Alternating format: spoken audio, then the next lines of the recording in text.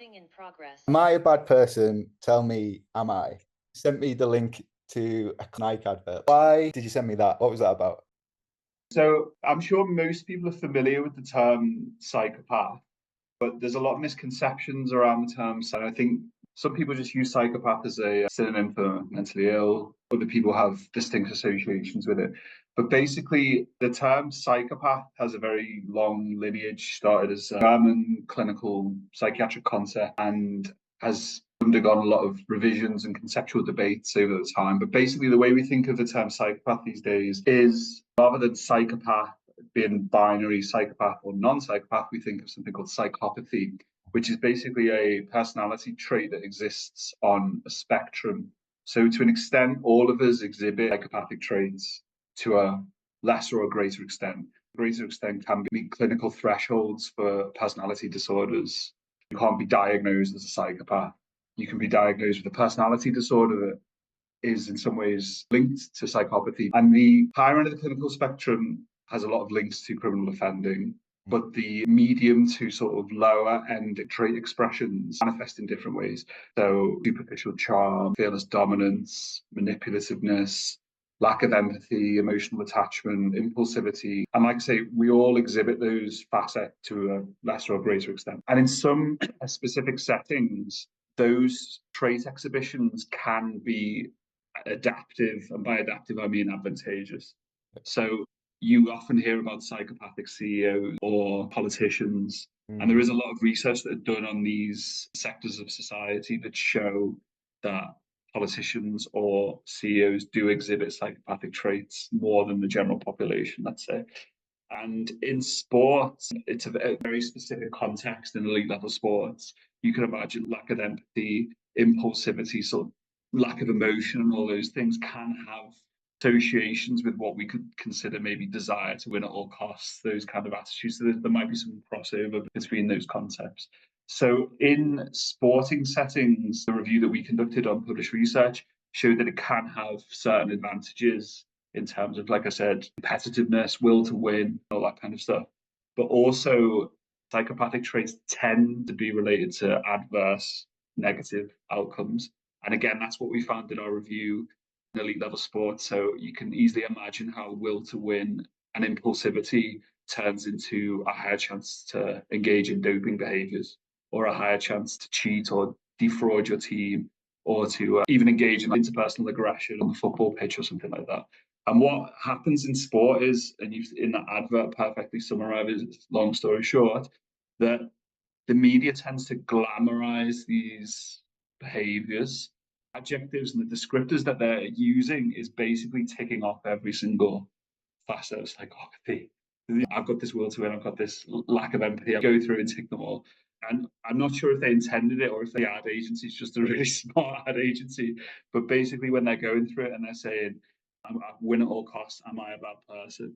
With these underlay of sporting images, in that context, they're suggesting that you're not a bad person, and actually it could be advantageous to exhibit these personality traits. But what we see as well is the correlation like doping behaviors and things like that. That's just something that we're looking at in terms of our own research here. So we're based at the Department of Forensic Psychiatry in the University of Bern in Switzerland. We have a sports psychiatry unit. And from the clinical side of things, we have clinics set up with Swiss Cycling. So basically they can send cyclists who might be experiencing psychiatric symptoms or whatever to the clinical staff here, who will do consultations, prevention. And then the research side of things is looking at stuff like psychopathy that has associations with forensic issues like violence, offending, doping, for example, and also broader sort of regulatory frameworks in sport. So we also do a lot of work in ultra endurance space, but there's very little regulation in these events, and the conditions in those events could actually be harmful to people's mental health. So it's about calling for better regulations around that. But sports psychiatry is a concept, I think it started in the 60s, but it's only very recently taken off. So international societies have been launched dedicated to sports psychiatry in the last sort of 10 years. There's a specific academic journal for sports psychiatry. And I think a lot of people have heard of sports psychology, which is different from sports psychiatry. So sports psychology primarily focuses on better performances and outcome, and it will take into account visualization techniques, mindfulness, things like that. Whereas sports psychiatry, its core is primarily based around treating and preventing mental illnesses, so pathological things. And performance might be a side effect or a secondary outcome from that. Because if you have a severely depressed athlete who just literally can't get out of bed, and then they receive treatment and then they can perform better. But in that sense, it's the treatment of the functioning and the treatment of the symptoms that are the primary outcome, not the performance aspect. So that was a long-winded answer to a question about a Nike advert. Sorry about that. There are so many points in there to get into. I think we'll link to the advert because it is fascinating. As you say, you're just ticking off traits, but then also the comments about this is basically the start of any villain arc. And as subtext to that, you've got Willem Dafoe, who was famously for our generation the Green Goblin in the first Spider-Man. This is what I mean. They must have had some consultation going on there, I think. A lot going on there. With the research that you're looking at, maybe let's just tidy up psychiatry versus psychology. So I think they do have some crossover, and it gets complicated because there are certain things that could be considered as psychiatric treatment, for example, psychotherapy that could be delivered by a psychologist. But basically, psychiatry is a medical discipline that deals with pathological disorders, essentially. And psychology is a discipline that deals with anything to do with the mind. It can be a social science, a humanities. There's endless debates about how you classify psychology, but psychiatry, is a primary medical discipline for differentiation. And as it pertains to the research you've been doing in your department, you're typically looking at exercise beyond moderation. That was a phrase that I caught in a couple of papers. And we're looking at ultra endurance typically. This is something longer than a marathon.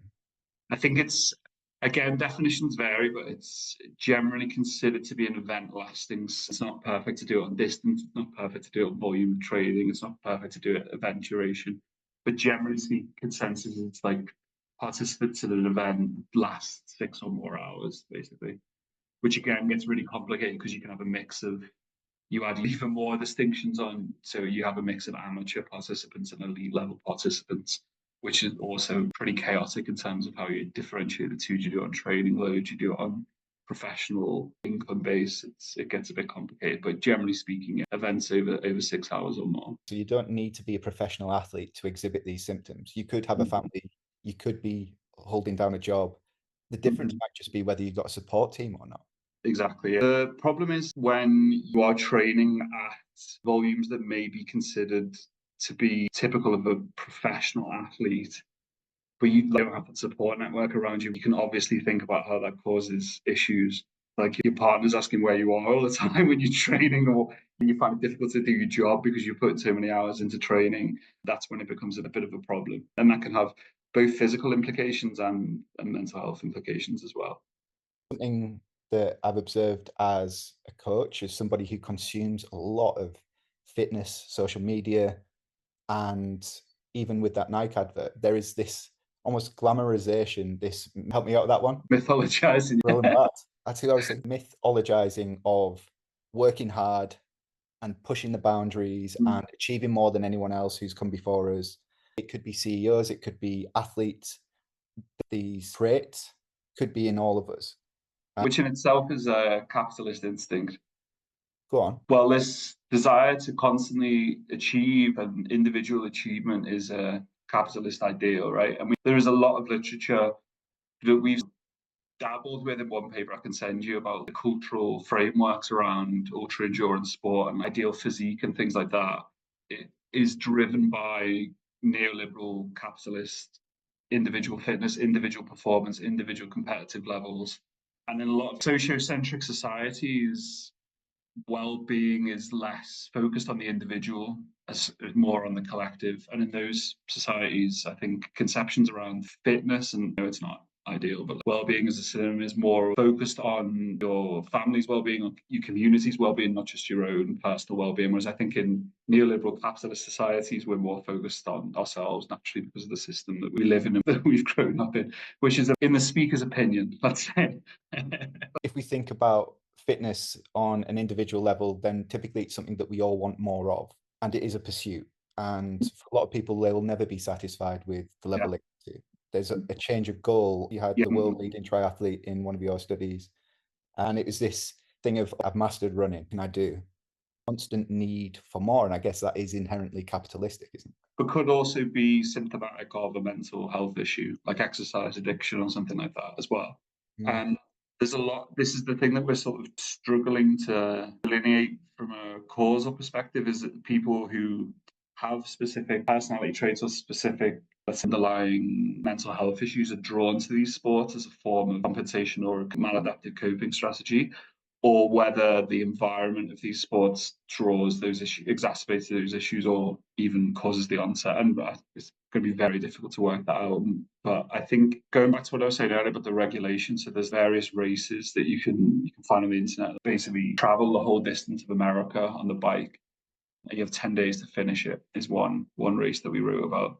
Now, if you only have a set time frame of 10 days to finish this race, then it becomes less about the cycling ability and more about your ability to forego sleep. So almost in that sense, the race is encouraging at best strategic sleep intervals and at worst sleep deprivation, right? Because of the nature of the event, is that's promoting. And I'm not 100% convinced that it would make any difference if they introduce sleep breaks. You're still going across the whole of America, right? I'm not sure. Maybe culturally or community-wise, it might not be well received, but just from an individual well-being perspective, the amount of sleep that you would have to forgo to race across America in 10 days on a bike. I remember when we were kids, sometimes on TV, you'd see those competitions where people would hold the car and they'd have to put their hand on the car for as long as possible. And whoever had their hand on the car for the longest time without taking it off won the car. It's a bit like that, right? Whoever can stay awake the longest has a better chance of winning the thing, basically. Which I think even if you try to put in those health breaks, like the water breaks when it's over 30 degrees, as it is Yeah, for you guys right now, there would still be some way to try and optimize that break, wouldn't there? exactly. Doping or something would come about where it wouldn't actually be a healthful rest in any event. The whole structure of the event is that it's super or super normal. That is the point of it. If we're tying in financial fitness almost, that people will compete for money, and that is a driver behind elite sport. It's a driver behind the maniacal tendencies, as Defoe talks about in that advert. The spiritual, emotional, mental aspect of these sports, people's identities get ground up in them, don't they? Unless I achieve this thing, I'm not worth anything potentially. You see that a lot, especially in elite level sports. There are those extreme cases where you can earn a lot of money through it, right? So people with those personality traits might be drawn to that because they can achieve a lot of success, or people who exhibit more narcissistic traits, for example, it might be drawn to it for the purely financial side of things. But you do hear a lot about these people who say they do it for the love of the sport, and that's why they got into it. But then we hear a lot, especially in elite level sport, the demands of elite level sport, that it becomes less about that over time and more about it's a job, right? A significant risk factor for mental health issues in elite level sport is physical injury. Because if you are a top performing athlete and then, I don't know, you break a leg, it's like in football. I think there's a quote from Neymar in the Saudi league, and he's being paid a lot of money. So there's a lot of protective factors. He's doing pretty well for himself, to put it more simply, and then gets injured and then is openly speaking about how even he found it psychologically difficult. And I think that also is from an identity perspective. There's a lot about athletic identity and sporting identity that you're sort of bound up in this environment, becomes sort of defining aspect of you, really. And then when that goes or is disrupted for whatever reason, it can be really difficult. And again, another significant risk factor or risk period, let's say, the transition period. So you hear a lot of elite level athletes talk about the black hole at the time and very strict training program. Quite often, people telling you what to eat, weighing your food. It's a very highly structured environment. And then if that comes to a stop and you have to sort of fend for yourself, for want of a better phrase, without that structure around you, that can be pretty difficult to deal with. And I think the lay population, general public, we look up to these sports people, right? And we think that's the ideal job, especially like football is like the money there, and we just idolize these people. But I also think there's a flip side of that, is if someone comes out and says after their retirement, like if Cristiano Ronaldo is a great example, right? So he's still playing at 40 or whatever. He's, again, a lot of protective factors, a lot of money, a lot of fame. He's in a stable relationship, right? There's a lot of protective factors. but I imagine incredibly structured training program. I'm sure details of it are online somewhere, and when that comes to an end, he's naturally would find it difficult, I would imagine. But we, as the general public, if he came out and said, "I'm really struggling since I've retired," we'd just be like, "Oh, why? You've got loads of money. What's wrong?" There's a lack of sympathy there. And especially you see that with a lot of footballers who played in the Premier League in the early years or before it became the Premier League, so before the money and the fame. And then when they retired, you see a lot of substance use issues like alcohol use disorder or substance use disorders because they're trying to recreate this high basically, and they don't have the support network or even the financial means as the protective factors around them. So I think identity perspective, but also just practical issues that come about in a sporting career or after a sporting career. And what's really important to say is with the prevalence of mental health issues, which is quite surprising for some because we think of elite level athletes as paragons of physical fitness, which is true. But from a mental health perspective, the rates of mental illness in elite level athletes are exactly the same as the general population. So it's about 1 in 5 will experience a mental health issue at some point during their lifetime. So it's sizable proportion, but it's still because of the things that we talked about earlier, like this win at all costs attitude. This in some sports, like ultra endurance, but cycling is one. There's a very strange relationship with pain, pushing through, and things like that, which are not necessarily, let's say, compatible with openness towards mental health issues. It's still heavily stigmatized in sporting environments, more so than the general population, which also makes it very difficult for athletes to seek help, firstly, secondly, to receive help, and thirdly, to be open about it. And the stigma is obviously one issue associated with that, but then there's other things like doping and pharmacological considerations around what's on the banned list and what's not on the banned list, and the stigma that might come from you taking a banned substance for a legitimate medical reason. So in psychiatry, it's quite reductive in a sense to really focus on these very specific populations, because where do you draw the line? You look at farmers, and then you look at farmers in Europe, and you look at farmers in Switzerland, and then you look at farmers in the canton of Bern in Switzerland. It becomes very sort of overly granular, but I think athletes are a very distinctive population for this reason. Like there's a significant amount of mental health issues and a lot of socio-environmental, a lot of cultural factors that complicate these things even more. While we're talking about athletes as a distinct population, but they have similar mental health rates as a general population, as a lay population, that's maybe a way that we can bring this back for anybody who has a sporting goal. That I've observed across my clients and across gyms is that people will ideally stick to their plan for however long it is, 10, 12, maybe some people can hack it for 16, 24 weeks. But then after that, if they've not sufficiently changed who they are and their identity along the way to come to love the process as much as looking a certain way or being able to lift a certain weight, if it is just centered on that number at the end of the plan, there's nearly always a regression or a kind of relapse back to where they were before they started. And so if you have for 12 weeks denied yourself of the food, the drink, maybe the drugs that you enjoyed, and now you don't have the goal to keep you away from those patterns, those behaviors that might be self-destructive, then typically people will go back towards them. And you're saying how with these athletes, when the sport is taken away, when the structure is taken away, then there's a sense of, well, how do I get that feeling? How do I get stability? It's like a holistic thing, right? Isn't it? It's not, if you just focus on one fitness goal and you reach it, dedicated your 12 weeks of your life to hitting this fitness goal and you've forgotten everything else. It's about finding a balance between all of these things that are going on in your life. Because quite often, there's a good example, like we were saying about the ultra endurance folks. If you're training 20 hours a week, every week, there's a lot of things that are probably being ignored in your life or that you're not optimizing in your life. And people can do it, right? Not making blanket statements. People can train that volume and still manage to sustain a healthy lifestyle in other parts of their life. But if you just focus on your physical fitness, then it might be to the detriment of other things around you. And chances are, if you just focus on your physical fitness, life is going to introduce something that means you can't just focus on your physical fitness. is what I would say, personal experience anyway. You're based in Switzerland. How have you found the approach to fitness in the country? It's very outdoors. Everything's based on being outdoors, basically. Right, the nurseries here will always chart every single day without fail, either to local playground or to the forest every day. So it's like a massive emphasis on being outdoors and being active, way more than the UK, I would say. Also helped by the public transport, which is incredible. You can walk to places, you get a bus to places, then you walk. It's just more, I would say, part of everyday life. And I lost quite a lot of weight since being here, just by being here, basically, just walking everywhere constantly and things like that.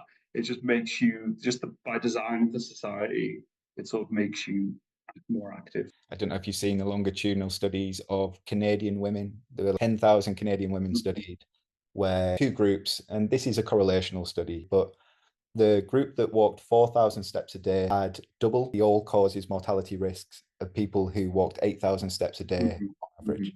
They said that the general Brit walks about 4,000 steps a day. And if they were to double that, they could halve their risks of dying. I can literally show you, even on my phone, I think I was walking about 5,000 a day. I'm now walking 14,000 a day. Wow. Just by being here, basically. And it's all the things that are bound up in it. So it's access to green spaces.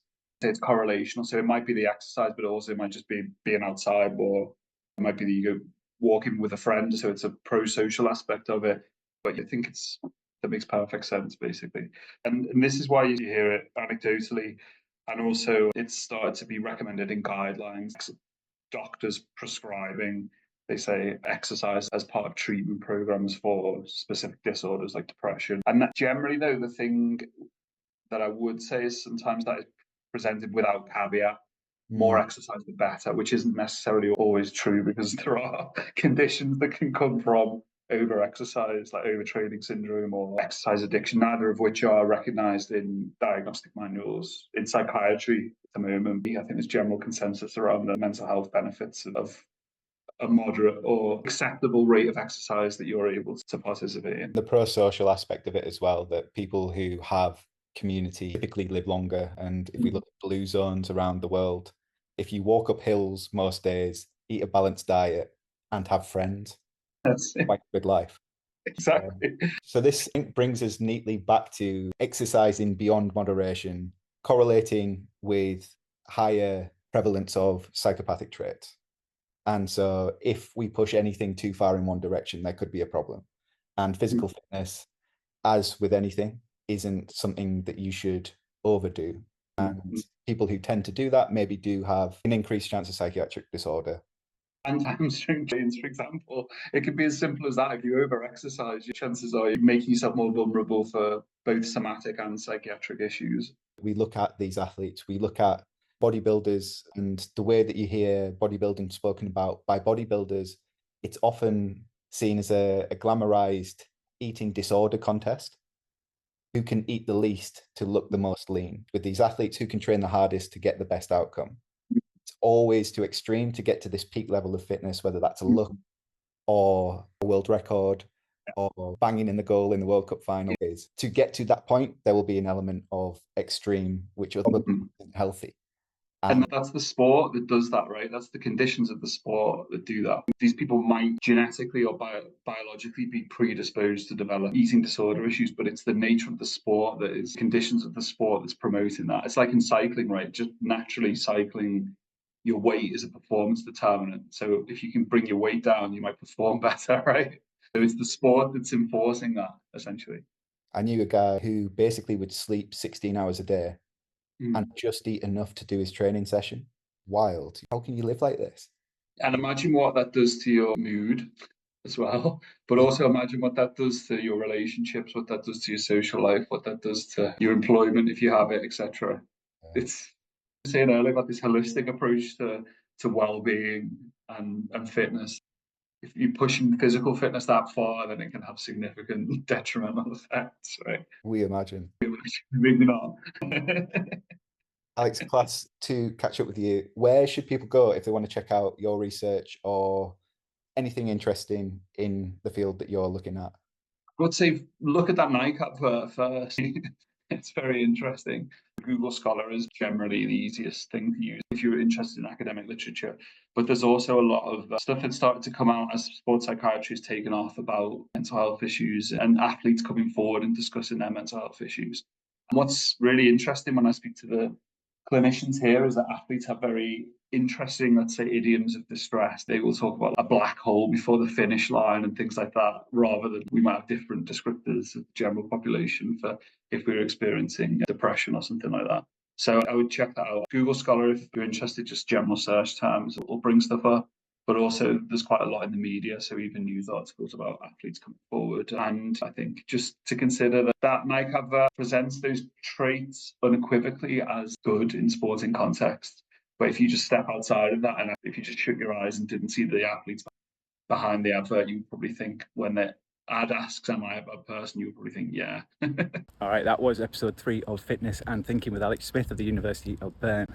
If you enjoyed that, please do leave a like and comment, share, subscribe to make sure that you don't miss an episode and you can help us grow it together. Now, I'm just about to meet my next guest who I've been terrified of lapping me around Hillsborough Park. He's one of the most effective runners that I know, and he loves a coffee and a pastry. Really looking forward to getting into it.